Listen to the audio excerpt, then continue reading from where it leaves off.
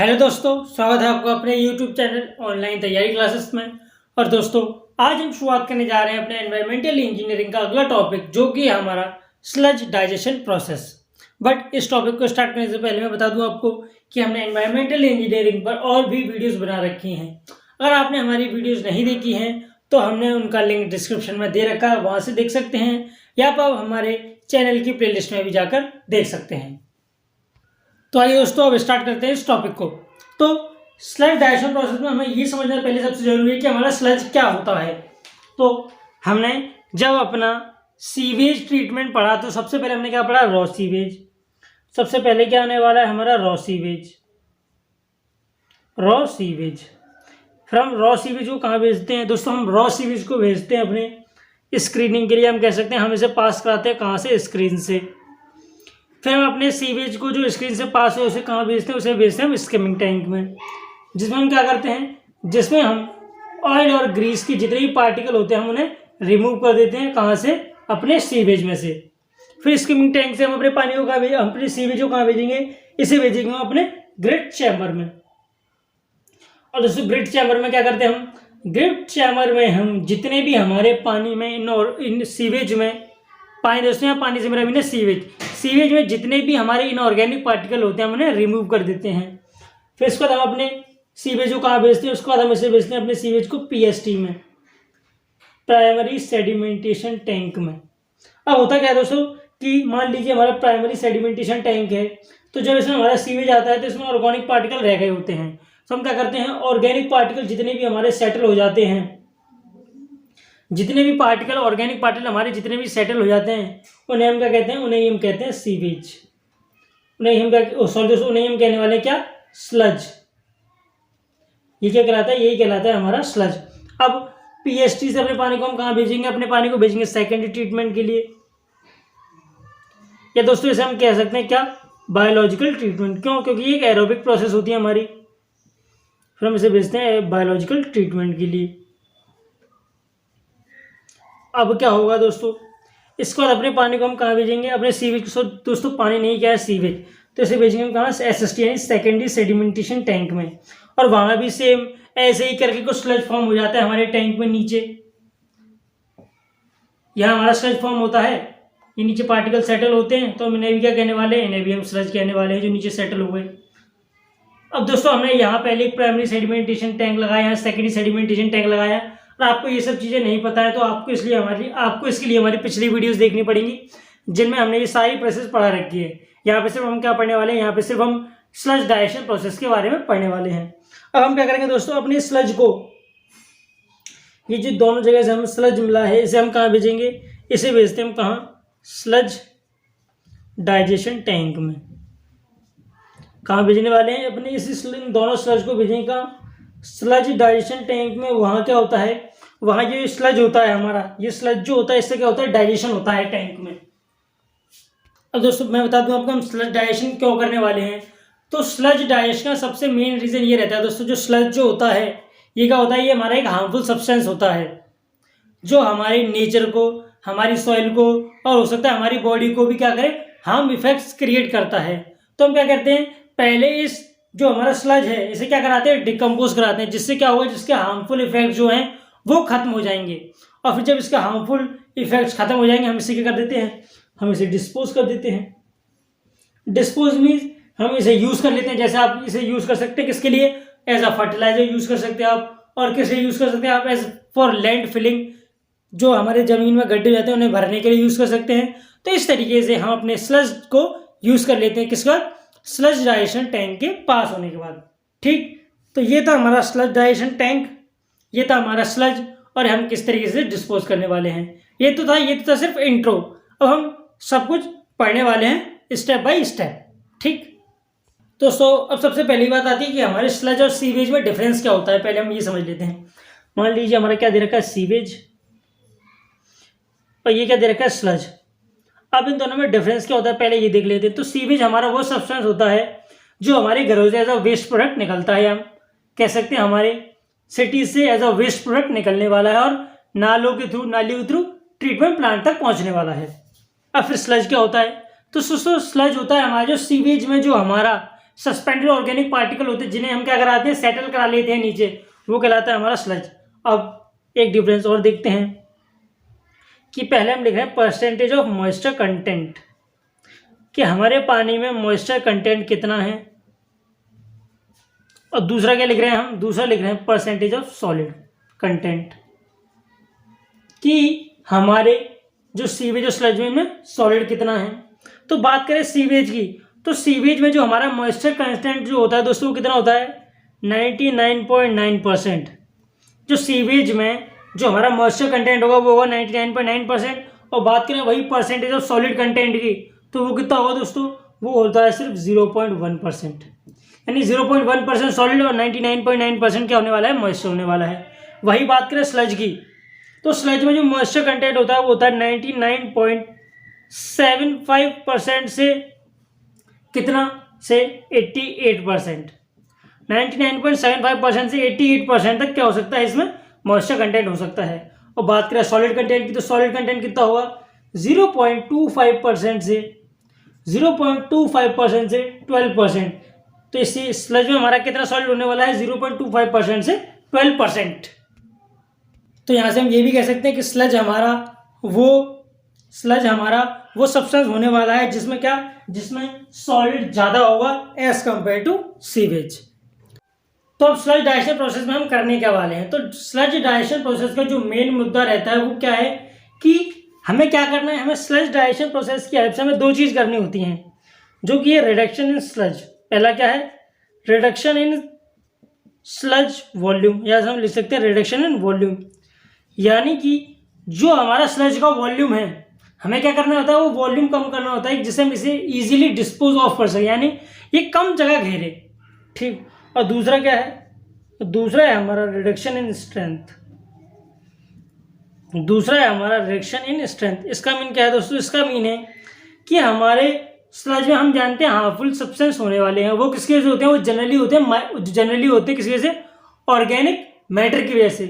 तो हमें क्या करना है, हमें अपने स्लज में से जो ऑर्गेनिक मैटर है वो कम करना है जितना हो सके, जितना ज़्यादा कम हो सके उतना कम ऑर्गेनिक मैटर करना है हमें, किसमें से, अपने स्लज में से। तो ये दो चीज़ें हम करने वाले हैं किसमें, स्लज डाइजेशन प्रोसेस में। और इसके लिए हम किसकी हेल्प लेने वाले हैं, इन दोनों के लिए हम हेल्प लेते हैं किसकी, माइक्रो ऑर्गेनिज्म की, माइक्रो ऑर्गेनिज्म की। और दोस्तों साथ में हम हीट की भी हेल्प लेते हैं और केमिकल्स की भी हेल्प लेते हैं। लेकिन जो जनरली हम जो यूज़ करते हैं वो इसमें क्या करने वाले हैं, वो भी हम अपने माइक्रो ऑर्गेनिज्म। और दोस्तों जो माइक्रो ऑर्गेनिज्म भी होने वाले हैं वो हमारे कैसे होने वाले हैं, वो होते हैं हमारे एनारोबिक माइक्रो ऑर्गेनिज्म। तो अब हम एनारोबिक माइक्रो ऑर्गेनिज्म ही क्यों यूज़ कर सकते हैं, हम एरोबिक माइक्रो ऑर्गेनिज्म भी तो यूज़ कर सकते थे। तो पहली बात तो यह है कि एनारोबिक माइक्रो ऑर्गेनिज्म हमारे वो होते हैं जो एब्सेंस ऑफ O2 में वर्क कर सकें, और एरोबिक माइक्रो ऑर्गेनिज्म हमारे वो होते हैं जो प्रेजेंस ऑफ ऑक्सीजन में वर्क करते हैं। तो हम एनारोबिक माइक्रो ऑर्गेनिज्म की हेल्प इसलिए लेते हैं क्योंकि जो हमारे एनारोबिक माइक्रो ऑर्गेनिज्म जो होते हैं ये कैसे वर्क करते हैं, स्लो वर्क करते हैं, और जो इनमें एंड प्रोडक्ट ज़्यादा बनते हैं वो गैसेस बनते हैं। समझिए इस चीज़ को। पहले बात करते हैं एंड प्रोडक्ट्स की। एंड प्रोडक्ट्स की हम कह सकते हैं डाइजेस्टिव प्रोडक्ट्स की, यानी कि जो प्रोडक्ट हमारे कब मिलने वाले, जब हमारा डिकम्पोजिशन या डाइजेशन कंप्लीट हो जाएगा, जो उसके बाद हमें एंड प्रोडक्ट मिलेंगे वो क्या होने वाले हैं। तो पहले बात करते हैं हम किसकी, एरोबिक की, और फिर उसके बाद हम बात करेंगे किसकी, एनएरोबिक। उसके बाद हम किसकी करेंगे, एनारोबिक माइक्रो ऑर्गेनिज्म की। तो जो हमारे स्लज में दूसरे अलग हेडिंग है एंड प्रोडक्ट, जो आएगा वो अलग है। जो हमारे स्लज में सब्सटेंस होते हैं वो जनरली कैसे होते हैं, कार्बन के हो सकते हैं, या तो कार्बन के होंगे या सल्फर वाले होंगे, हम कह सकते हैं नाइट्रोजन वाले होंगे, या नाइट्रोजन लिख लेता हूँ मैं, या वो हमारे नाइट्रोजन वाले होंगे, या वो हमारे सल्फर वाले कंपाउंड होंगे, या वो हमारे सल्फर या तो कार्बन वाले कंपाउंड होंगे हमारे स्लज में, या नाइट्रोजन या सल्फर। इन तीन तरह के ही कंपाउंड जनरली पाए जाते हैं हमारे किसमें, ऑर्गेनिक मैटर में, या हम कह सकते हैं अपने स्लज में। तो जो हमें एंड प्रोडक्ट्स मिलते हैं किसमें, एरोबिक में, वो क्या होने वाले हैं, वो होने वाले हैं हमारे एसिड्स एल्कोहल्स और कार्बन डाइऑक्साइड। बात करें एनारोबिक की, तो एनारोबिक में भी ये तीनों ही मिलेंगे। एनारोबिक में भी ये तीनों ही मिलेंगे और साथ में क्या मिलेंगी हमें? गैसेस। साथ में क्या मिलती है हमें? गैसेस। जैसे मान लेते हैं पहली गैस होगी हमारी CH4 मीथेन गैस, दूसरी होगी H2 यानी हाइड्रोजन सल्फाइड। तो हमें एनारोबिक माइक्रो ऑर्गेनिज्म की हेल्प से हम कह सकते हैं एनारोबिक डिकम्पोजिशन में क्या मिलती है? गैसियस प्रोडक्ट ज़्यादा मिलते हैं। बात करते हैं नाइट्रोजन की, तो नाइट्रोजन में दोस्तों हमें क्या मिलते हैं? नाइट्रेट्स NO3- और नाइट्राइट्स। और वही बात करें एनारोबिक की, तो एनारोबिक में क्या मिलता है हमें? Ammonia NH3। As compare to nitrates and nitrites, NH3 की स्ट्रेंथ कम होती है। हम इसे यूज कर सकते हैं फॉर किसके लिए? अपने गार्डनिंग पर्पज के लिए, अपने मैन्योर के लिए। और तीसरा होता है हमारे सल्फर की, तो सल्फर से हमें क्या मिलता है? यहाँ से मिलती है हमें SO2 गैस और यहाँ से मिलती है हमें H2S यानी हाइड्रोजन सल्फाइड। तो जैसे कि हम देख सकते हैं कि H2S हमारे लिए हार्मफुल नहीं है, बस ये क्या है, ये एक ऐसी गैस है जो बदबू देती है। और H2 क्या होती है? SO2 हमारे लिए हार्मफुल गैस भी हो सकती है। तो हम कह सकते हैं कि एनारोबिक डिकम्पोजिशन जब करते हैं तो जो हमें एंड प्रोडक्ट्स जो मिलते हैं उसमें, मिटा देता हूं मैं ऊपर वाली हेडिंग को, इसको मिटा दे रहा हूं मैं, यहां बता दे रहा हूं इसका एक।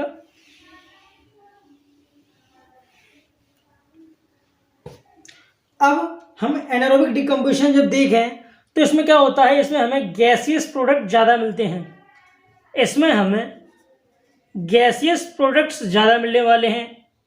और बात करें एरोबिक की, तो इसमें गैसियस प्रोडक्ट कम मिलने वाले हैं। तो इसमें गैसियस प्रोडक्ट कम, इसमें गैसियस प्रोडक्ट ज़्यादा। अब जैसा कि हम जानते हैं हम गैस को इजीली कंप्रेस कर सकते हैं, तो हम यहाँ से कह सकते हैं कि वॉल्यूम जो रिडक्शन ज़्यादा होगा, वॉल्यूम रिडक्शन किस में ज़्यादा होगा? हमारा एनारोबिक में। वॉल्यूम रिडक्शन किस में ज़्यादा होने वाला है? हमारा एनारोबिक प्रोसेस में। तो इसलिए हम कहते हैं हम एनारोबिक माइक्रो ऑर्गेनिज्म यूज करने वाले हैं। और दूसरी बात, एंड प्रोडक्ट्स, जो हमारे एंड प्रोडक्ट्स जो हैं वो क्या होने वाले हैं? वो लेस हार्मफुल होने वाले हैं। लेस हार्मफुल यानी कम हार्मफुल होने वाले हैं इन एनारोबिक डाइजेशन, या हम कह सकते हैं एनारोबिक डिकम्पोजिशन। तो मेन रीजन क्या है एनारोबिक प्रोसेस कराने का? वो ये है कि जो हमारे एनारोबिक प्रोसेस होती है उसमें क्या होता है? वॉल्यूम रिडक्शन हमारा ज्यादा होता है और जो एंड प्रोडक्ट्स जो होते हैं वो क्या होते हैं? हमारे वो कम हार्मफुल होते हैं। इसलिए हम क्या करते हैं? इस वजह से हम अपना एनारोबिक प्रोसेस को यूज करते हैं इन स्लज डाइजेशन प्रोसेस। दोस्तों ऐसा कीजिए, यहाँ से H2S हटा लीजिए तो सही रहेगा, क्योंकि हमने H2S सल्फर के कंपाउंड में ले लिया है। ठीक, बट एक चीज दोस्तों हमेशा याद रखिए, आपको ये चीज फंसा सकती है। जो हमारी एरोबिक प्रोसेस होती है, एरोबिक प्रोसेस जो होती है वो कैसी होती है? वो फास्ट होती है। किससे? एरोबिक प्रोसेस जो है हमारी फास्ट है। किससे? एनारोबिक प्रोसेस से। और मैं दोस्तों कह सकता हूँ फास्ट नहीं, बहुत फास्ट है। यानी कि अगर आप एरोबिक प्रोसेस यूज कर सकते हैं तो हमारा जो हमारे माइक्रो ऑर्गेनिज्म है वो हमारे ऑर्गेनिक मैटर का डिकम्पोजिशन जल्दी कर देंगे as compare to anaerobic process. But जो हमारा यहाँ मेन मुद्दा होता है स्लज डाइजेशन में, वो क्या होता है? Reduction in volume and reduction in strength. Reduction in volume and reduction in strength. इसलिए हम क्या यूज कर सकते हैं? इसलिए हम हमेशा यूज करेंगे यहाँ सिर्फ एनारोबिक प्रोसेस। अब आती है हमारी process in sludge digestion tank, यानी कि स्लज डाइजेशन की क्या प्रोसेस होने वाली है इन स्लज डाइजेशन टैंक में।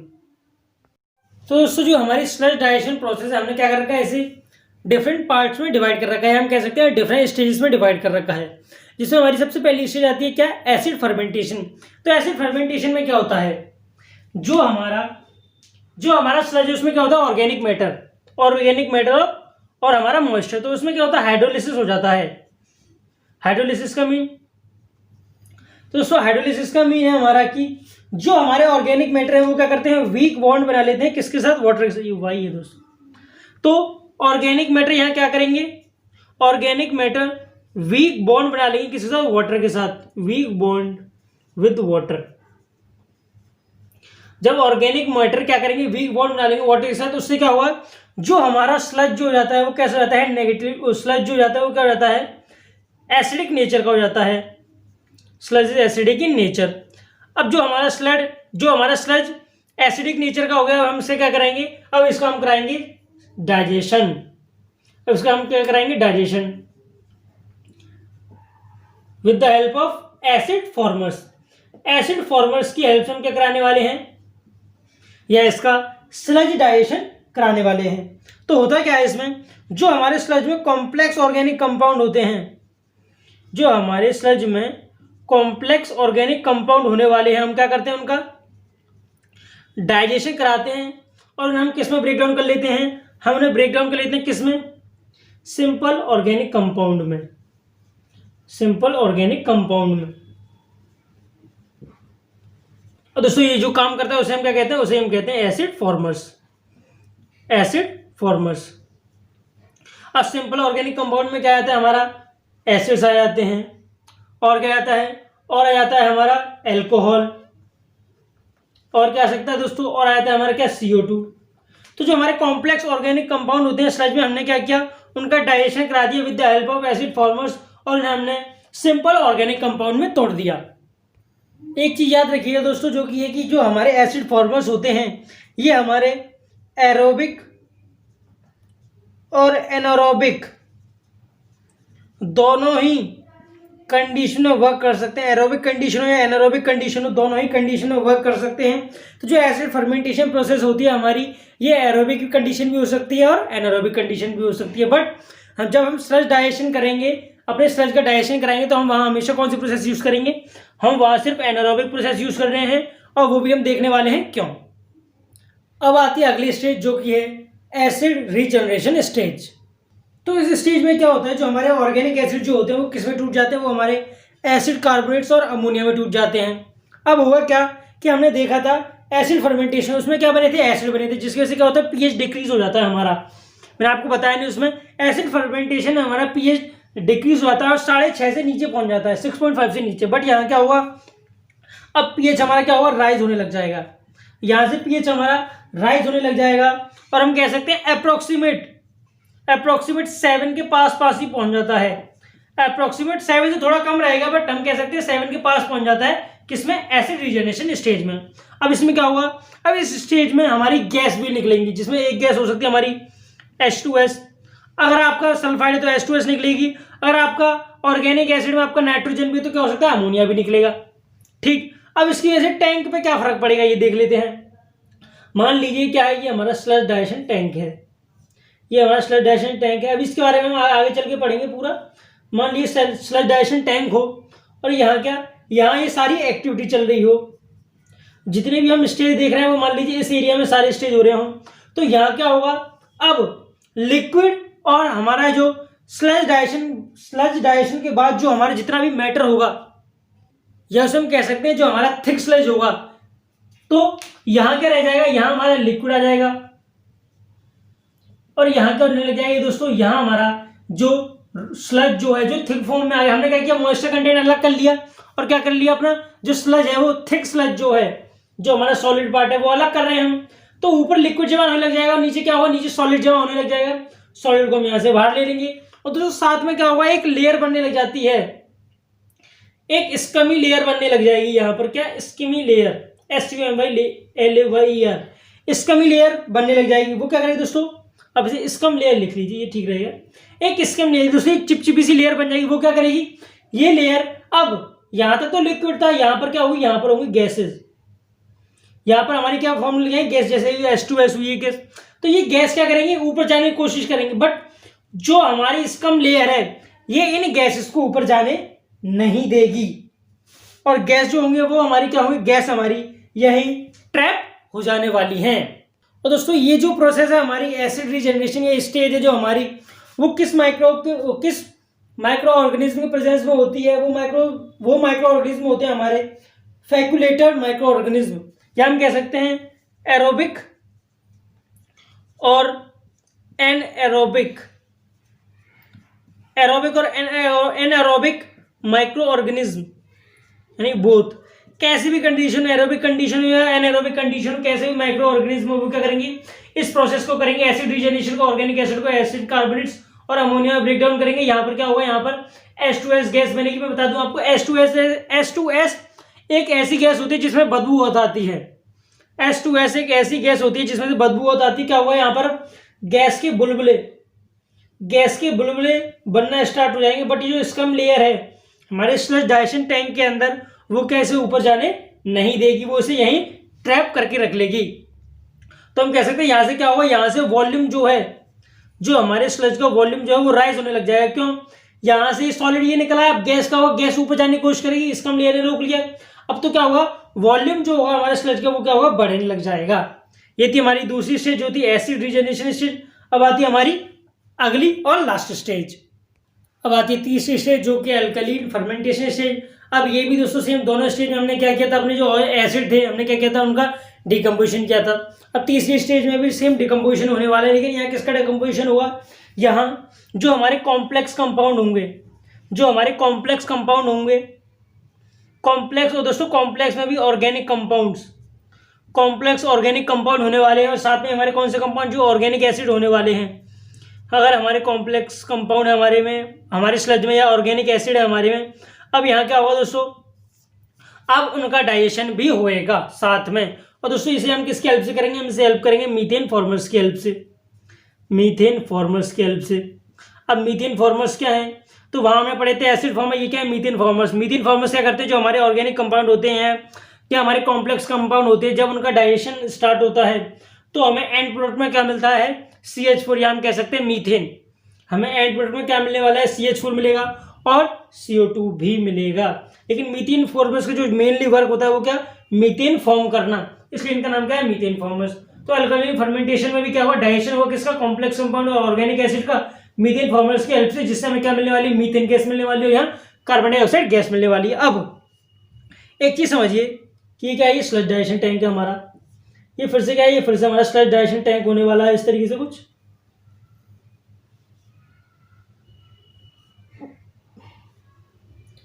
ये क्या हुआ, ये हमारा फिर से एक स्लज डाइजेशन टैंक है। अभी स्लज डाइजेशन टैंक के में भी हम उसके पार्ट्स पढ़ेंगे, बट यहाँ हम क्या एक बार सिर्फ देख रहे हैं प्रोसेस पूरी। तो हुआ कि इसमें मान लीजिए ये हमारी स्कम लेयर थी, ये क्या था, ये हमारा एक्टिव जोन था। एक्टिव जोन हमारा वो जोन है जिसमें हमारी ये सारी प्रोसेस होने वाली है स्लज डाइजेशन टैंक में। अब ये क्या थी, दोस्तों हमारी गैसेस थी, यहाँ गैसेस के बुलबुले बन रहे थे। यहाँ क्या था, यहाँ हमारा लिक्विड था, और यहाँ क्या था, यहाँ हमारा स्लज था। स्लज भी कैसा दोस्तों, स्लज भी हमारा थिक स्लज, स्लज भी कैसा होने वाला था, स्लज भी होने वाला है हमारा थिक स्लज। अब हुआ क्या कि अब CH4 और CO2 और गैस ऐड होंगी यहाँ पर, तो अब क्या होगा कि जो हमारी स्कम लेयर है ये क्या करेगी, बीच में से टूटने लगेगी। स्कम लेयर बीच में से टूटने लगेगी और गैस क्या होंगी, गैस हमारी बाहर निकलने लगेंगी। गैसेस हमारी क्या होंगी, यहाँ से बाहर निकलने लगेंगी, और यहाँ से हम क्या ले लेंगे, अपना थिक स्लज ले लेंगे। और यहाँ कहीं हम क्या लगा सकते हैं, यहाँ कहीं हम एक एफ्लुएंट लगा सकते हैं, जिससे हम अपना लिक्विड अलग ले लेंगे डिस्पोज ऑफ करने के लिए। यानी हम गैसेस को अलग डिस्पोज कर सकते हैं, लिक्विड को अलग डिस्पोज कर सकते हैं, और अपना जो हमारा थिक स्लज है उसको भी डिस्पोज कर सकते हैं।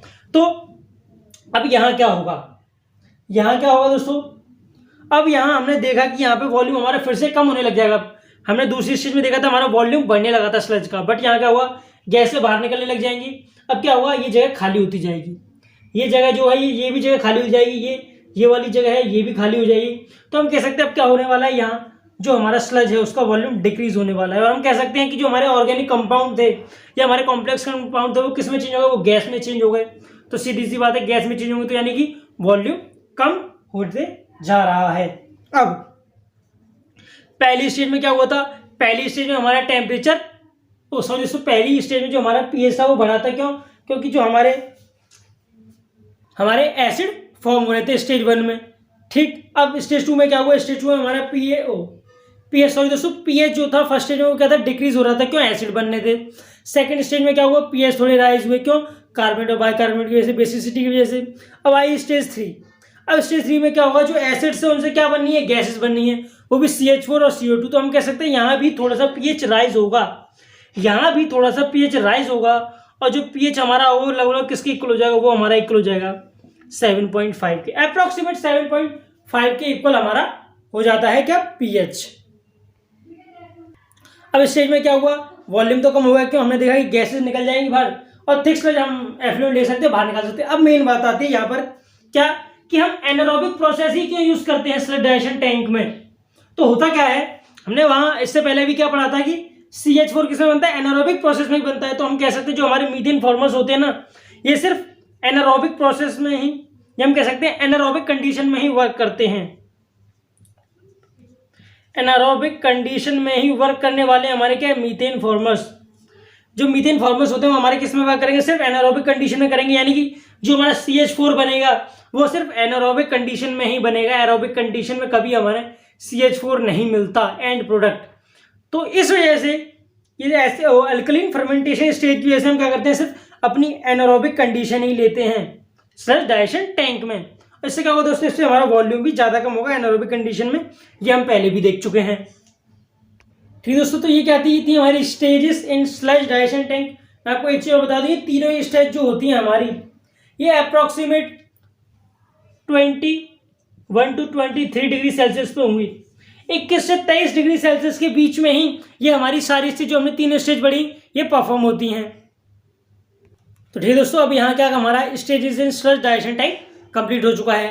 अब देखते हैं हमारे स्लज डाइजेशन टैंक क्या होते हैं और उनमें किस तरीके से कौन सा चेंज आता है, जिसकी वजह से एक हमारा स्टैंडर्ड रेट डाइजेस्टर बन जाता है और दूसरा हमारा हाई रेट डाइजेस्टर बन जाता है। जहाँ डाइजेस्टर से मीन क्या है, डाइजेस्टर से मीन होता है हमारा स्लज डाइजेशन टैंक।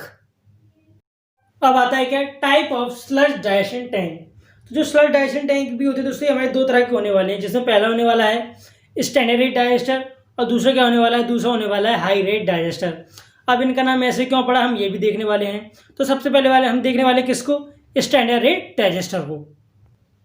ठीक है, ये हमारा स्टैंडर्ड रेट डाइजेस्टर का डायग्राम। तो सबसे पहले हमारा क्या आएगा, रॉ स्लज आएगा। हमने क्या किया, सबसे पहले अपना रॉ स्लज लिया, उसे एक्टिव जोन में भेजा। एक्टिव जोन हमारा वो जोन होने वाला है, हमने अभी 3 प्रोसेस सीखी थी स्लज डाइजेशन टैंक में जो होने वाली होती हैं। तो जो तीनों जो प्रोसेस होंगी वो कहाँ होंगी, इस एक्टिव जोन में ही होंगी। ठीक, अब यहाँ से क्या होगा, जो हमारा लिक्विड ऊपर चला जाएगा और थिक स्लज क्या होगा, नीचे जाएगा। ये सुपर नेटेड लिक्विड क्या है, सुपर नेटेड हमारा वो लिक्विड होता है जो हम क्या करते हैं, जब हमने अपने जो हमें स्लज मिला था, हमने क्या किया, उस स्लज का डिकम्पोजिशन कराया, तो क्या होगा, जो थिक स्लज होता है वो नीचे चला जाता है। जो मॉइस्चर कंटेंट होता है या हम कह सकते हैं जो उसमें लिक्विड हो जाता है वो हमारा क्या होता है, वो ऊपर चला जाता है। और इसी लिक्विड को हम क्या कहते हैं, इसी लिक्विड को हम कहते हैं सुपर नेटेड लिक्विड। तो होगा क्या, यहाँ से हमारा सुपर नेटेड लिक्विड मिलेगा, हम इसे क्या कर लेंगे, यहाँ से हम एफ्लुएंट ले लेंगे। दोस्तों जब यहाँ से हम एफ्लुएंट लेते हैं तो हम इसे कहीं भी भेज सकते हैं। आपको लगता है कि नहीं यार, इसमें अब भी इसमें ऑर्गेनिक मैटर बचे हैं, यानी कि इसमें अब भी स्लज बचा है, तो आप इसे क्या कर सकते हैं, आप इसे दोबारा प्राइमरी सेडिमेंटेशन टैंक में भेज सकते हैं, सेकेंडरी सेडिमेंटेशन टैंक में भेज सकते हैं। वहां से क्या होगा, वहां से फिर इसमें से स्लज फॉर्म होगा। आप फिर क्या कर सकते हैं, आप इसे फिर स्लज को यहाँ भेज के यहाँ थिक स्लज बना के ड्राइंग बेड में भेज सकते हैं। यानी कि या तो आप इसे PST में भेज सकते हैं, जिससे क्या हो, दोबारा जो हमारे ऑर्गेनिक मैटर है वो क्या हो जाए, वो सेटल हो जाए। या फिर सीधे एफ्लुएंट भी ले सकते हैं कि आपको लगे नहीं यार पानी हमारा साफ है, ये हमारा जो लिक्विड है वो साफ है, इसमें कोई हार्मफुल इफेक्ट नहीं है इसके, तो आप इसे चाहे इसे डिस्पोज ऑफ कर सकते हैं, या आप इसमें आगे भी कोई प्रोसेस करना चाहें तो वो कर सकते हैं। और ये क्यों दे रखा है, ये हमने दे रखा है गैसेस के लिए। ये हमने किस लिए दे रखा है, ये जगह हम दे देते हैं किसके लिए, गैसेस के लिए। तो यहाँ से गैसेस निकलेंगे, यहाँ से हम एफ्लुएंट लेंगे, यहाँ से अपना रॉ स्लज भेजेंगे। इस एक्टिव जोन में जितने भी हमारी प्रोसेस हमने पढ़ी थी वो सारी इसमें होने वाली है एक्टिव जोन में। अब क्या होगा, स्लज नीचे आ जाएगा, लिक्विड ऊपर चला जाएगा। जो हमारा थिक स्लज होता है उसमें क्या होता है, उसमें मॉइस्चर कंटेंट होता है, तो इसे हम किससे भेजते हैं, हम इसे ड्राइंग बेड से भेजते हैं। इसमें क्या होता है, ड्राइंग बेड से जो हमारा मॉइस्चर होता है वो खत्म हो जाता है और हमें क्या मिल जाता है, हमें सिर्फ जो हमारा सिर्फ स्लज चाहिए होता है, हमें वो स्लज हमें मिल जाता है और इसे हम यूज कर सकते हैं एज अ मैन्योर और फर्टिलाइजर, जैसा भी हमें सही लगे। ठीक, तो ये प्रोसेस पूरी किसकी थी, ये प्रोसेस थी हमारी स्टैंडर्ड रेट डाइजेस्टर की। अब इसे स्टैंडर्ड रेट डाइजेस्टर क्यों कहते हैं, क्योंकि जो इसमें जो हमारा एफिशिएंसी आती है किसकी, सुपर नेटेड लिक्विड और थिक स्लज की, वो क्या आती है, वो कम आती है। और हम कह सकते हैं जो हमारे इसमें हमें सुपर नेटेड लिक्विड मिलता है उसकी एफिशिएंसी ज़्यादा नहीं होती, यानी कि वो ज़्यादा साफ नहीं होता, उसमें कुछ ना कुछ हार्मफुल इफेक्ट होते हैं, इसलिए हमारा क्या है, स्टैंडर्ड रेट डाइजेस्टर है। अब बात करते हैं हाई रेट डाइजेस्टर की। अब आता है क्या, हाई रेट डाइजेस्टर। अब हाई रेट डाइजेस्टर और स्टैंडर्ड रेट डाइजेस्टर क्या है, सॉरी दोस्तों, स्टैंडर्ड रेट डाइजेस्टर हमने पढ़ लिया क्या है, बात है हमारा क्या, हाई रेट डाइजेस्टर। तो हाई रेट डाइजेस्टर में क्या है, पहली बात तो यहाँ पर एक्टिव जोन नहीं है, एक्टिव जोन की जगह यहाँ क्या है, यहाँ है हमारा सेपरेशन जोन। हमने वहाँ देखा था, वहाँ क्या था एक्टिव जोन, यहाँ क्या है सेपरेशन जोन। अब वहाँ तो मिक्सिंग और सारी जो प्रोसेस हो रही थी वो यहाँ हो रही थी। अब हाई रेट डाइजेस्टर में कहाँ होने वाली है, तो हाई रेट डाइजेस्टर में बता दूँ आपको, हमने यहाँ से क्या भेजा, हमने यहाँ से रॉ स्लज भेजा। अब बीच में हम क्या लगा देंगे, बीच में एक छोटा सा हम कह सकते हैं बॉक्स लगा देंगे या छोटा सा टैंक लगा देंगे। तो उसमें क्या करेंगे, हम उसमें एक फैन लगा देंगे। तो होता क्या है कि इस फैन के थ्रू मिक्सिंग सारी कहाँ हो रही होगी, सेपरेशन हम कह सकते हैं जो इसका एक्टिव जोन होने वाला है वो क्या होने वाला है, ये मिक्सिंग जोन होने वाला है। इसका एक्टिव जोन क्या होने वाला है, इसका एक्टिव जोन होने वाला है जनरली ये मिक्सिंग जोन। यहाँ पर क्या होगा, पहले ही मिक्सिंग हो जाएगी, पहले ही मिक्सिंग हो जाएगी और जो हमारी तीनों जो प्रोसेस है वो यहीं स्टार्ट हो जाएंगी टैंक में जाने से पहले। और हम क्या करते हैं, यहाँ एक हीटर भी प्रोवाइड कर देते हैं, जिससे हम क्या करते हैं अकॉर्डिंग टू नीड हम क्या करते हैं, हीट भी प्रोवाइड करते रहते हैं। हमें अगर हीट ज़्यादा चाहिए तो हम ज़्यादा प्रोवाइड कर देते हैं, और हमें हीट कम चाहिए रहती है तो हम हीट कम कर लेते हैं। तो यहाँ हम एक हीटर लगा देते हैं, यहाँ मिक्सिंग जोन लगाते हैं, जिसकी वजह से क्या होता है, सारी मिक्सिंग और प्रोसेस यहाँ स्टार्ट हो जाती है। और यहाँ क्या मिलता है हमें, यहाँ मिलता है एक जोन जिसे हम कहते हैं सेपरेशन जोन, जिसके ऊपर क्या होता है हमारा सुपरनेटेंट लिक्विड, और जिसके नीचे क्या होता है, जिसके नीचे होता है हमारा थिक स्लज। और हम थिक स्लज को कहाँ भेजते हैं, ड्राइंग बेड्स की तरफ, और जो हमारे सुपरनेटेंट लिक्विड है उसका यहाँ से हम क्या कर लेते हैं, यहाँ से हम एफ्लुएंट ले लेते हैं। और अकॉर्डिंग टू अगर उसमें ज़्यादा हार्मफुल सब्सटेंस है सुपरनेटेंट लिक्विड में, तो हम इसे क्या भेज देते हैं, हम इसे अपने द्वारा पीएचटी में भेज देंगे, वहाँ से दोबारा आएगा हमारा स्लज। या फिर हम इसे डिस्पोज ऑफ कर सकते हैं, या हम इसमें डिसइंफेक्शन कर सकते हैं, जो हमें प्रोसेस लगानी हो वो लगा सकते हैं। और यहाँ से हमें क्या मिल जाएंगी, यहाँ से हमें जो गैसेस मिल जाएंगी, और हम जानते हैं कि इसका हम लिया तो हमारी तीसरी पार्ट में ही टूट जाती है, अल्कलीन फर्मेंटेशन में ही टूट जाती है। तो ये दोनों में फर्क था हाई रेट डाइजेस्टर और स्टैंडर्ड रेट डाइजेस्टर में। वहाँ मिक्सिंग टैंक में हो रही थी, यहाँ हम क्या करते हैं, मिक्सिंग और जितनी भी हमारी स्टेजेस थी हमने वो क्या करी, हमने टैंक के बाहर कर दी, साथ में हीटर प्रोवाइड कर दिया, जिससे क्या होगा, सीधे सेपरेशन स्टार्ट हो गया टैंक में। तो इसलिए हमारी फास्ट प्रोसेस है, इसका रेट भी ज़्यादा है, इसलिए हम इसे कहते हैं क्या, हाई रेट डाइजेस्टर। और इसकी एफिशिएंसी भी ज़्यादा है, किससे, स्टैंडर्ड रेट डाइजेस्टर से। अब आता है हमारा क्या, volume of sludge digestion tank, यानी हमारे स्लज डाइजेशन टैंक का वॉल्यूम कितना होना चाहिए। तो volume of sludge digestion tank की बात करें तो जो हम वॉल्यूम निकालते हैं स्लज डाइजेशन टैंक का, वो अपनी दो प्रोसेस निकालते हैं। या तो हम अज्यूम कर लें कि जो हमारी प्रोसेस दी गई है वो लीनियर होने वाली है, या हम अज्यूम कर लें कि जो हमारी प्रोसेस होने वाली है क्या होने वाली है, वो पैराबोलिक होने वाली है। तो जो हमारी प्रोसेस अगर लीनियर होगी उसके लिए फॉर्मूले अलग दिए गए हैं, अगर प्रोसेस हमारी पैराबोलिक होगी तो उसके लिए फॉर्मूले अलग दिए गए हैं। और मान लीजिए कैपिटल वी क्या है, ये वी क्या है, ये हमारा volume of sludge digestion tank है। V1 क्या है, V1 है हमारा raw sludge added per day, यानी जो हम स्लज पर डे ऐड कर रहे हैं। V2 क्या है, स्लज एक्सट्रैक्टेड पर डे, यानी जो हम स्लज बाहर निकालते जा रहे हैं डेली। और T क्या है, डाइजेशन पीरियड इन डेज, यानी हमने जितना टाइम दिया है डाइजेशन के लिए। तो अगर प्रोसेस हमारी पैराबोलिक होगी तो उसको वॉल्यूम ऑफ टैंक क्या हो जाएगा, V1 + V2/2 इंटू T। अब वही दोस्तों बात करें, अगर मान लीजिए मानसून पीरियड आ गया, मानसून पीरियड में क्या होता है, पहली बात तो स्लज डाइजेशन टैंक में होता है कि हम डेली अपना रॉ स्लज ऐड करते हैं और डेली अपना रॉ स्लज बाहर निकालते हैं। बट होता क्या है, मानसून पीरियड में हम अपना जो स्लज है वो बाहर नहीं निकाल सकते। स्लज डाइजेशन टैंक से अपना जो स्लज जो एक्सट्रैक्ट होना था वो हम बाहर नहीं निकाल पाते, तो हम क्या करते हैं, हम टैंक में ही जगह दे देते हैं, टैंक में जगह ही दे देते हैं, जिसमें क्या होगा, जो हमारा स्लज है वो ऐड होता रहे उसी टैंक में, बाहर नहीं निकलेगा। जब मानसून पीरियड खत्म हो जाए, बारिश खत्म हो गई, तो हम क्या करेंगे, वो सारा जो स्लज हमें बाहर निकालना था वो हम एक साथ बाहर निकाल लेते हैं। तो जब मानसून पीरियड चल रहा होता है तो हमें क्या करना पड़ता है, हमें स्लज डाइजेशन टैंक में एक अलग से जगह देनी पड़ती है। किसके लिए, रॉ स्लज जो एक्सट्रैक्ट करने वाले हैं हम, उसके लिए अलग जगह देनी पड़ती है। तो उसके जो फॉर्मूला क्या रहता है हमारा, V = V1 + V2 into T plus V2 into T, और यहाँ कैपिटल T है हमारा मानसून पीरियड। अब इफ प्रोसेस पैराबोलिक, अगर हमारी प्रोसेस पैराबोलिक हो तो V क्या हो जाता है, V will be equals to V1 - 2/3 V1 - V2 into T। अगर मानसून पीरियड हो, तो उसके इसमें फॉर्मूला क्या हो जाता है हमारा, V will be equals to V1 - 2/3 V1 - V2 into T plus V2 into capital T, और कैपिटल T भी यहाँ मानसून पीरियड होने वाला है। तो ये थे हमारे क्या, फॉर्मूले on volume of sludge digestion tank. तो बात करते हैं किसकी, factors affecting sludge digestion rate. जो हम फैक्टर्स की बात करें, हम यहाँ 3 फैक्टर पढ़ने वाले, जिसमें पहला होने वाला है हमारा टेम्परेचर, दूसरा होने वाला है क्या, pH, और तीसरा होने वाला है हमारा क्या, मिक्सिंग। ठीक, तो सबसे पहले बात करते हैं किसकी, टेम्परेचर की। तो यहाँ पर हमने एक कर्व ड्रॉ कर रखा है, ये कर्व किसका है, टेम्परेचर और डाइजेशन पीरियड का। यहाँ पहले फैक्टर की बात करें टेम्परेचर की, अब होगा क्या, जो हमारे बैक्टीरिया वर्क करते हैं वो जनरली 2 रेंज में वर्क करते हैं, जिसमें पहली रेंज होती है हमारी कौन सी, मीजोफिलिक रेंज, और दूसरी रेंज कौन सी होती है, दूसरी रेंज होती है हमारी थर्मोफिलिक रेंज। तो मीजोफिलिक रेंज क्या होती है, मीजोफिलिक रेंज हमारी टेम्परेचर की वो रेंज होती है जिसमें हमारा टेम्परेचर तो कम होता है बट हमारा डाइजेशन पीरियड क्या होता है, ज़्यादा होता है।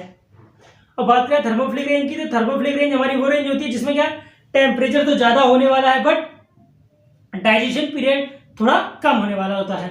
अब दोनों ही रेंज की बात करें तो स्टार्टिंग में क्या होगा, अगर हम टेम्परेचर बढ़ाएंगे, यहाँ से क्या है, यहाँ से हमारी थर्मोफिलिक रेंज स्टार्ट हो रही है इस डॉटेड इस लाइन से, इस लाइन से क्या है, इस लाइन से थर्मोफिलिक रेंज स्टार्ट हो रही है। अब दोनों ही हम देख सकते हैं, दोनों ही रेंज में जैसे जैसे हम टेम्परेचर बढ़ाएंगे, ये क्या है टेम्परेचर, ये डाइजेशन पीरियड, तो डाइजेशन पीरियड वो क्या है दोस्तों, वो हमारा क्या होता जा रहा है, वो हमारा सॉरी दोस्तों, जो डाइजेशन पीरियड है वो क्या होता है, वो हमारा कम होता जा रहा है। यहाँ हमने क्या किया, यहाँ हमने टेम्परेचर अपना बढ़ाया तो डाइजेशन पीरियड और कम, यहाँ हमने बढ़ाया, यहाँ पे और टेम्परेचर बढ़ाया, डाइजेशन पीरियड और कम। और एक ऐसी स्टेज आ जाएगी जहाँ पर क्या होगा कि अगर हम इससे आगे, दोनों ही जगह देख सकते हैं, अगर हम इससे आगे टेम्परेचर और बढ़ाएंगे तो डाइजेशन पीरियड क्या होगा, डाइजेशन पीरियड हमारा बढ़ जाएगा। दोनों ही रेंज में देख सकते हैं। और बात करें मेसोफिलिक रेंज की, तो वो टेम्परेचर होता है यहाँ 29 डिग्री सेल्सियस और यहाँ होता है 50 डिग्री सेल्सियस। अगर आपने 29 डिग्री सेल्सियस से ज़्यादा टेम्परेचर बढ़ाया तो डाइजेशन पीरियड क्या होगा, डाइजेशन पीरियड हमारा फिर से बढ़ने लग जाएगा। और बात करें थर्मोफिलिक रेंज की, तो अगर आपने 54 डिग्री सेल्सियस से ज़्यादा टेम्परेचर दे दिया तो क्या होगा, ये जो हमारा डाइजेशन पीरियड ये भी यहाँ बढ़ते चला जाएगा। क्योंकि दोस्तों तो जैसा कि हम देख सकते हैं कि टेम्परेचर हमारा किस तरीके से हमारी डाइजेशन रेट या हम कह सकते हैं स्लश डाइजेशन पीरियड पर डिपेंड करता है, इस कर्व से हमने जान लिया। अब बात करते हैं किसकी, पीएच की। तो पीएच पे किस तरीके से हमारे डाइजेशन पीरियड डिपेंड करता है, हम कह सकते हैं डाइजेशन रेट हमारा किस तरह डिपेंड करने वाला है, ये देखते हैं। तो मान लीजिए सबसे पहले क्या होता, हमने सबसे पहले क्या देखी पहली स्टडी जिसमें हमने पढ़ा था एसिड फर्मेंटेशन। और एसिड फर्मेंटेशन में हमारा क्या बन रहा था, एसिड बन रहे थे। एसिड फर्मेंटेशन में हमारा क्या बन रहा था, एसिड फर्मेंटेशन में बन रहा था हमारा क्या, एसिड। अब सॉरी दोस्तों, सबसे पहले एसिड फर्मेंटेशन हमारा एसिड बन रहा था, लेकिन उससे पहले क्या होता, सबसे पहले हो रहा था हाइड्रोलिसिस। सबसे पहले हो रहा था हमारा क्या, हाइड्रोलिसिस। अब क्या होगा, हाइड्रोलिसिस से फिर हमने देखा क्या बने, एसिड फर्मेंटेशन में एसिड्स। और हमने देखा जो हमारे एसिड थे वो हमने किस में चेंज किए, वो हमने चेंज किया अपने मीथेन में, या हम कह सकते हैं CH4 में। तो ये हमने स्लश डाइजेशन प्रोसेस में देखा। अब हुआ क्या कि हाइड्रोलिसिस से तो एसिड बने और एसिड से क्या बना, मीथेन। ये थी एरोबिक प्रोसेस, यानी ये एरोबिकली भी हो सकती है और एनारोबिक भी हो सकती है, कुछ भी हो सकता है। तो हम यहाँ बोथ लिख देते हैं, बोथ। और यहाँ एसिड से जो हमारे मीथेन बने थे वो किस वजह से बने थे, एनारोबिक डाइजेशन से। एनारोबिक डाइजेशन जैसे हम कह सकते हैं एनारोबिक माइक्रो ऑर्गेनिज्म के। तो हमने शुरुआत में ही पढ़ा था इस वीडियो के कि जो हमारे एरोबिक माइक्रो ऑर्गेनिज्म होते हैं वो कैसे होते हैं, फास्ट होते हैं। तो एरोबिक माइक्रो ऑर्गेनिज्म कैसे होते हैं, हमारे फास्ट होते हैं। तो क्या होगा, यहाँ से हाइड्रोलिसिस की वजह से, हाइड्रोलिसिस से एसिड जो बने होंगे उनका रेट भी क्या होगा, उनका रेट भी होगा फास्ट। यानी एसिड तो बहुत जल्दी जल्दी बन रहे होंगे, एसिड तो हमारे बहुत जल्दी जल्दी बन रहे होंगे। तो अगर एसिड जल्दी जल्दी बन रहे होंगे तो यहाँ से क्या होगा, यहाँ से हमारा पीएच क्या हो रहा होगा, डिक्रीज हो रहा होगा। ठीक, अब पीएच यहाँ डिक्रीज हो रहा है, फिर यहाँ एसिड से क्या बनना है, मीथेन। फिर आती है हमारी एनारोबिक प्रोसेस। तो हमने क्या पढ़ा था, जो हमारी एनारोबिक प्रोसेस होती है वो कैसी होती है, स्लो होती है। जो हमारे एनारोबिक माइक्रो ऑर्गेनिज्म है वो क्या करते हैं, वो धीरे धीरे काम करते हैं। तो यहाँ से क्या होगा, मीथेन बन रही थी, हमने यहाँ क्या देखा था कि यहाँ हमारा पीएच थोड़ा सा राइज करेगा। तो यहाँ पीएच राइज कर रहा होगा, बट यह हुआ क्या, पीएच तेजी से बढ़ रहा होगा। सॉरी दोस्तों, ये पीएच यहाँ ये रेट फास्ट हो गया, पीएच क्या होगा यहाँ तेजी से डिक्रीज कर रहा होगा। बट यहाँ क्या, यहाँ हमारा जो पीएच होगा ये रेट कैसी है, स्लो। ये रेट का है, तो ये क्या है, पीएच के हैं। और पीएच कैसे हो रहा है, धीरे धीरे बढ़ रहा होगा। अगर एक टाइम ऐसा आता है कि पीएच यहाँ बहुत ज़्यादा कम हो जाए, अगर एसिड यहाँ ज़्यादा बनने लग जाए और मीथेन धीरे धीरे फॉर्मेशन हो रहा हो मीथेन का, तो होगा क्या, एक टाइम ऐसा आएगा यहाँ पीएच बहुत ज़्यादा कम हो जाएगा। एसिड इतने ज़्यादा जाएंगे, पीएच बहुत ज़्यादा कम हो जाएगा और यहाँ पीएच क्या होगा, धीरे धीरे राइज कर रहा होगा। तो पीएच बहुत ज़्यादा होने की वजह से यहाँ क्या होगा, माइक्रो ऑर्गेनिज्म, जो हमारे एनारोबिक माइक्रो ऑर्गेनिज्म होते हैं वो भी मर जाएंगे और जो हमारे एरोबिक माइक्रो ऑर्गेनिज्म है वो भी मर जाएंगे। और क्या होगा, और हमें पता है फिर क्या होगा, जो हमारी डाइजेशन प्रोसेस है वो भी क्या हो जाएगी, वो भी स्टॉप हो जाएगी। डाइजेशन प्रोसेस भी स्टॉप हो जाएगी। तो हम कह सकते हैं कि पीएच हमारा जो होता है एक फिक्स रेंज में रहना चाहिए। अगर हमारा पीएच ज़्यादा कम हो जाएगा तो भी क्या होगी, तो भी हमारी प्रोसेस रुक जाएगी। अगर पीएच हमारा बहुत ज़्यादा हो जाएगा तो क्या होगा, तो पीएच तो हमारा बहुत ज़्यादा हो ही नहीं सकता, क्योंकि एसिड के बाद क्या बनना है, मीथेन बनना है। तो हम कह सकते हैं कि हमारा एक ऑप्टिमम पीएच होना चाहिए। उसी ऑप्टिमम पीएच में हमारे जो माइक्रो ऑर्गेनिज्म वो क्या करते हैं, वर्क करते हैं। तो हम ऑप्टिमम पीएच जानते हैं हमारा क्या होता है, 6.5 से 7.5। अगर हमारा पीएच रेंज 6.5 से 7.5 है तो ही हमारे स्लज डाइजेशन प्रोसेस होगी। अदरवाइज पीएच अगर हमारा ऊपर नीचे हो जाता है ज़्यादा इससे, तो स्लज डाइजेशन प्रोसेस जो है वो हमारी क्या होगी, स्टॉप हो जाएगी। अब आता है हमारा अगला फैक्टर जो कि है क्या, मिक्सिंग। अब बात करें मिक्सिंग की, तो जो तीनों प्रोसेस होती है हमारी, जो हमने तीनों स्टेज देखी थी, एसिड फर्मेंटेशन, एसिड रिजनरेशन और अल्कलीन फर्मेंटेशन, हमने क्या देखा था, तीनों में पहले क्या होने वाली है, मिक्सिंग होने वाली है। तभी तो अगर पहले मिक्सिंग नहीं होगी फिर कैसे स्लज डाइजेशन स्टार्ट होगा। तो हम कह सकते हैं अगर मिक्सिंग उतनी ही अच्छी होगी उतना ही ज़्यादा क्या होने वाला है हमारा, उतना ही ज़्यादा हमारा रेट होने वाला है किसका, स्लज डाइजेशन का। तो 3 फैक्टर्स है जिन पे हमारा स्लज डाइजेशन डिपेंड करता है। तो हम यहाँ क्या कर रहे थे, अपना क्या किया, स्लज डाइजेशन कंप्लीट करा दिया। जल्दी हम ये भी तो कह सकते हैं हम अपना स्लज डाइजेशन से हम क्या कराए थे, हम तो अपना स्लज ट्रीटमेंट कर रहे थे। हमने शुरुआत में पढ़ा था हम क्या करने वाले हैं, जो हमारी स्लज जो है हमारा, उसमें से हम क्या कर रहे हैं, उसमें हार्मफुल सब्सटेंस होते हैं, हम क्या करने वाले हैं, उन्हें रिमूव करने वाले हैं, यानी हम उसकी स्ट्रेंथ कम करने वाले हैं। और क्या कहा था हमने, कहा था जो हमें उसका वॉल्यूम है हम क्या करने वाले हैं, वो डिक्रीज करने वाले हैं, जिसे हम इजीली डिस्पोज ऑफ कर सकें उसे। अब हम कब कहेंगे कि हमारे स्लज का ट्रीटमेंट हो चुका है कंप्लीटली, हम जब कह सकते हैं ये चारों प्रोसेस हमारी कंप्लीट हो जाए, जिसमें पहली हमारी थिकनिंग ऑफ स्लज, दूसरा है स्टेबलाइजेशन ऑफ स्लज, तीसरा है क्या, कंडीशनिंग ऑफ स्लज, और चौथा है रिडक्शन ऑफ स्लज। तो सबसे पहले बात करते हैं थिकनिंग ऑफ स्लज की। तो थिकनिंग ऑफ स्लज क्या है हमारा, separation of water bye floating of gravity. हमने क्या किया, हमने अपने वाटर को और जो हमारा थिक स्लज था, जो हमने स्लज डाइजेशन टैंक में देखा था, हमने अगर अपने स्लज को और अपने थिक स्लज को और अपने पानी को हमने अलग कर दिया, तो हमने क्या किया, हमने थिकनिंग ऑफ स्लज कर दिया।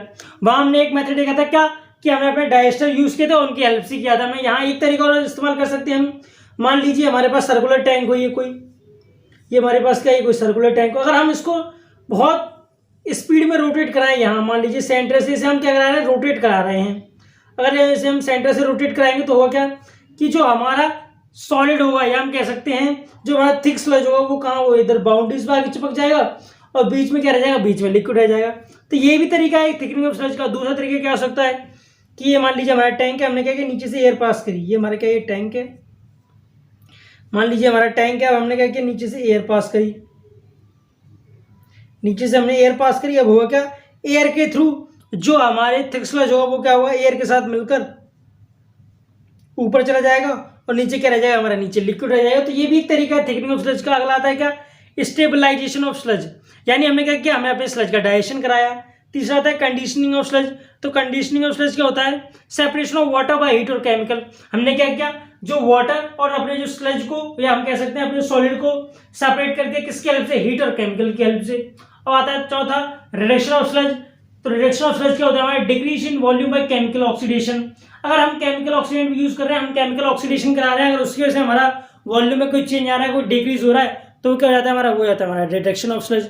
तो अगर ये चारों प्रोसेस हमारी कंप्लीट हो रही हैं, चारों प्रोसेस कंप्लीट हो रही है, तो हम कहते हैं कि भाई हमारा स्लज ट्रीटमेंट जो है वो कंप्लीट हो गया।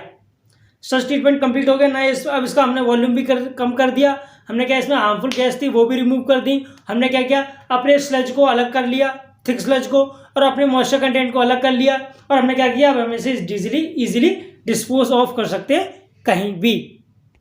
तो ठीक है दोस्तों, आज के लिए बस इतना ही। अगर वीडियो अच्छा लगा हो तो वीडियो को लाइक करें, चैनल को सब्सक्राइब करें। मैं जाते जाते बता दूं आपको कि हम इस स्लज डाइजेशन, हम कह सकते हैं स्लज ट्रीटमेंट पे एक वीडियो और बनानी है, जिसमें हम क्या देखेंगे, जिसमें हम जितने भी न्यूमेरिकल बन सकते हैं हमारे किस पर, स्लज डाइजेशन पे या स्लज ट्रीटमेंट पे, और उससे जो रिलेटेड फॉर्मूले हम वो वहाँ सीखने वाले हैं। ठीक है दोस्तों।